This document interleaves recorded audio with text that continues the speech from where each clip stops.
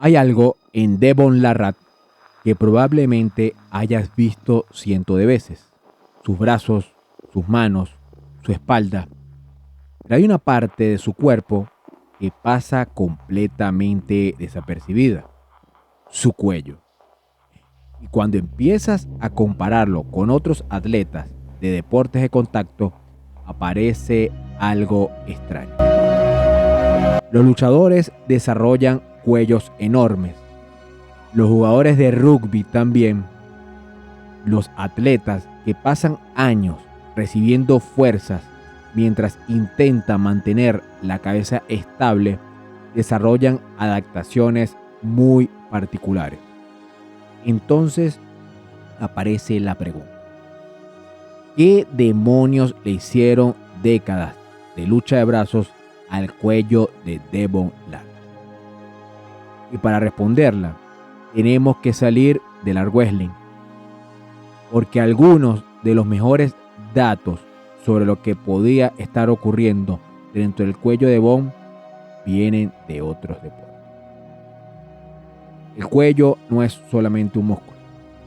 Cuando pensamos en un cuello fuerte, imaginamos simplemente una masa de músculo. Pero el sistema cervical es mucho más complicado. Tenemos músculos superficiales y profundos, articulaciones, ligamentos y estructuras que trabajan conjuntamente para mantener la cabeza estable. Y esto importa porque la cabeza no es precisamente ligera.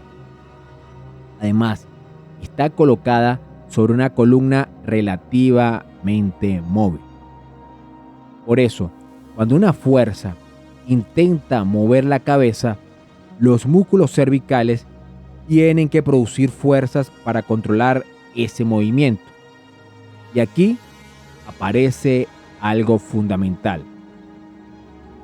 No necesitas mover el cuello para entrenarlo. Puedes entrenarlo simplemente intentando evitar que se mueva. Eso es una contracción isométrica.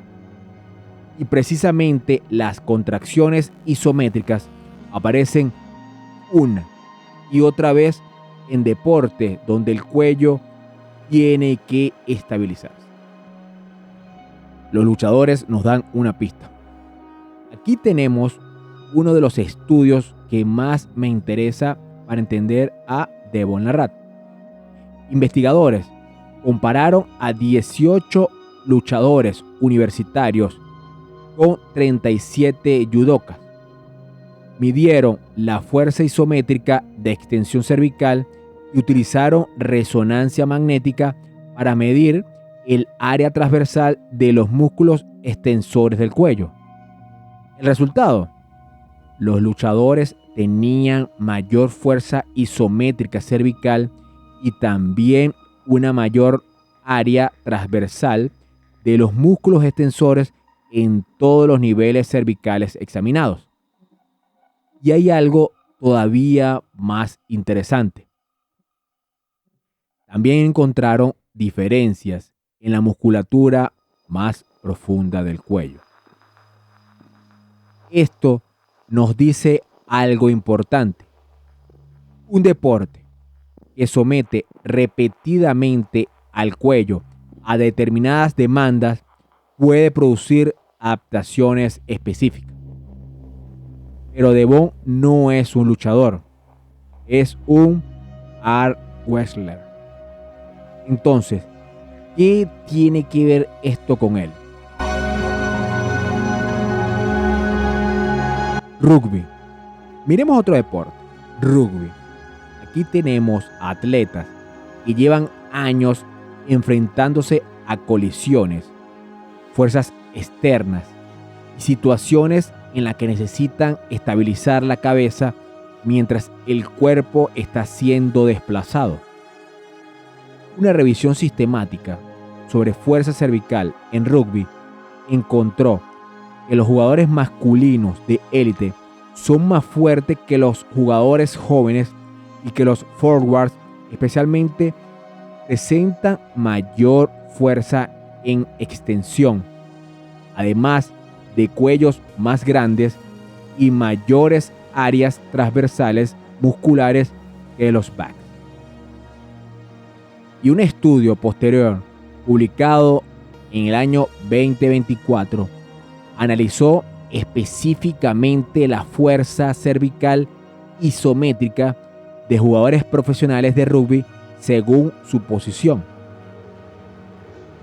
Esto nos empieza a mostrar un patrón. El cuerpo no desarrolla simplemente un cuello fuerte. La adaptación depende de las demandas que recibe. Y aquí entra Devon. Ahora piensa en lo que ocurre durante un combate de lucha de brazos. Su objetivo no es simplemente producir fuerza con el brazo. Tienes que mantener una posición. Tienes que resistir. Tienes que transmitir fuerza desde la mano hacia el brazo, el hombro, el tronco y finalmente hacia el suelo.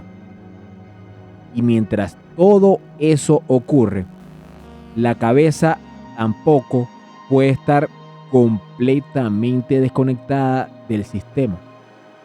El cuello participa en la estabilización de toda esa estructura. Pero aquí tenemos que hacer una distinción importante. No tenemos un estudio que haya colocado a Devon Larratt en una máquina de resonancia magnética y comparado sus músculos cervicales con los de una persona normal.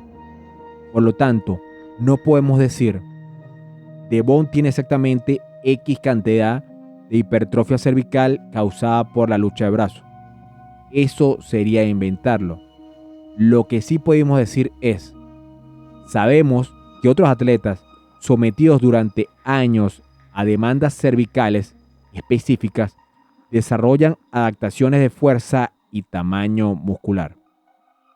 Y sabemos que Devon lleva décadas practicando un deporte que exige una enorme producción y estabilización de fuerza.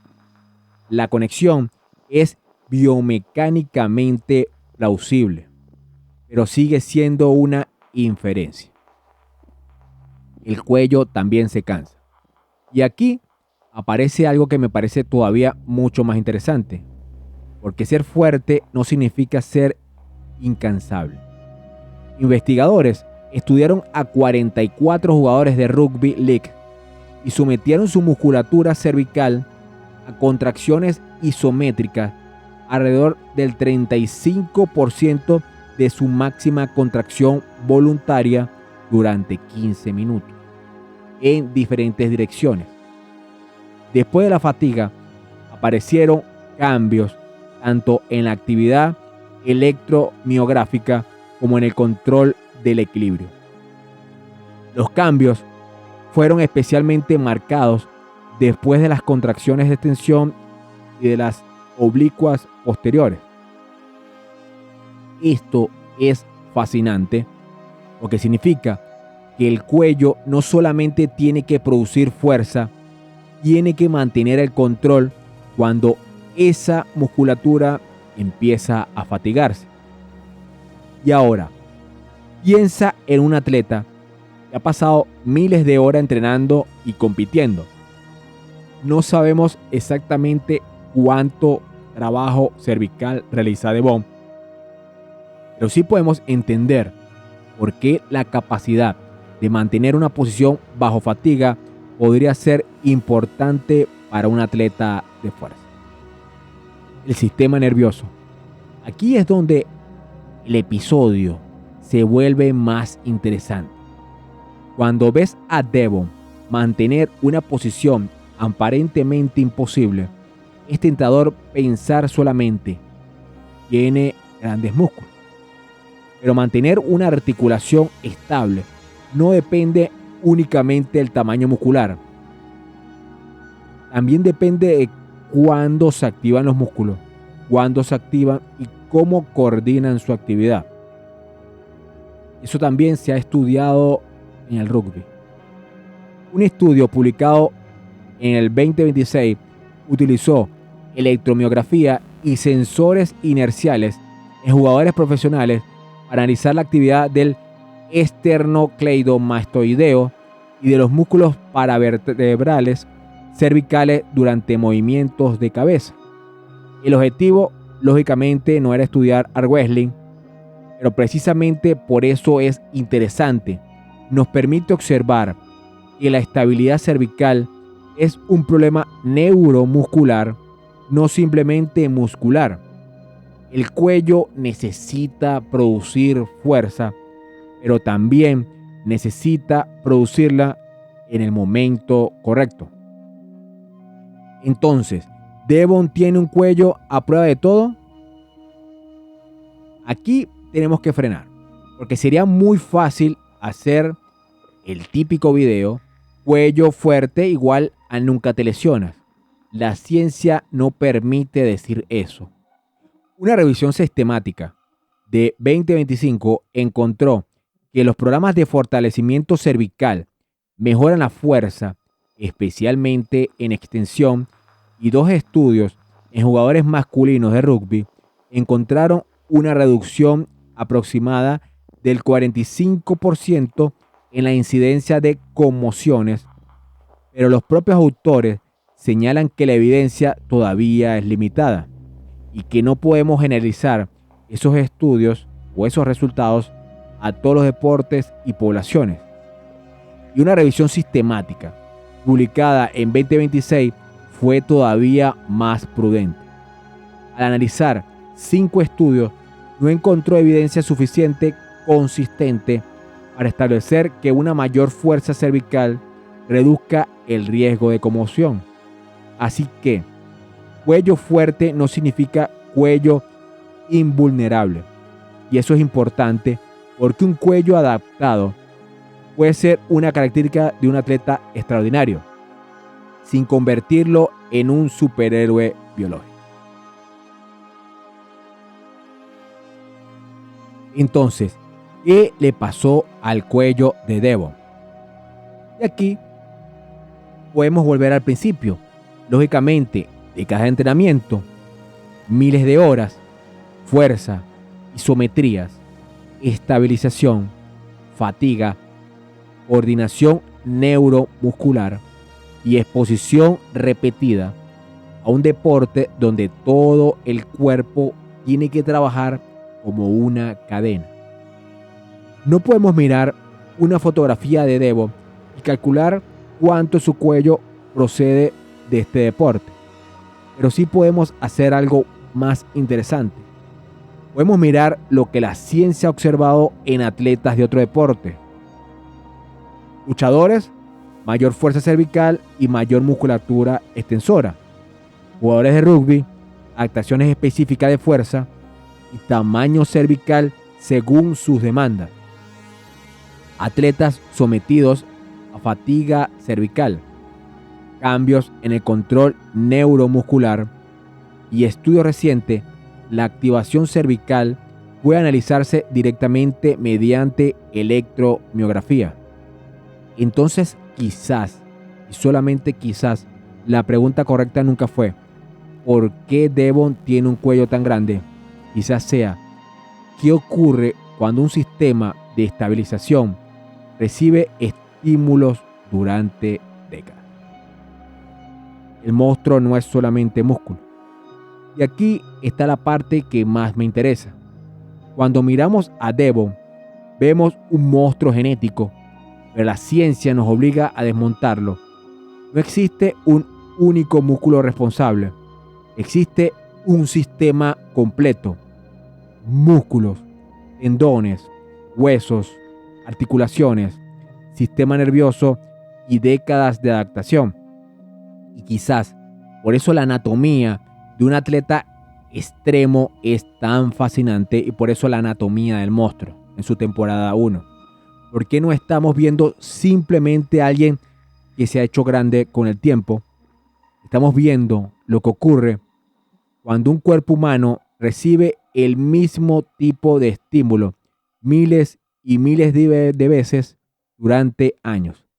Y eso nos deja una pregunta para el próximo episodio. ¿Qué otra parte del cuerpo de Devon ha cambiado después de décadas de este deporte? Porque si su cuello cuenta una historia, sus huesos podrían contar una todavía más impresionante. Y si te gusta esta clase de video, ve la temporada completa, la temporada número 1 de la anatomía del monstruo antes de que empiece la temporada 2. Sígueme para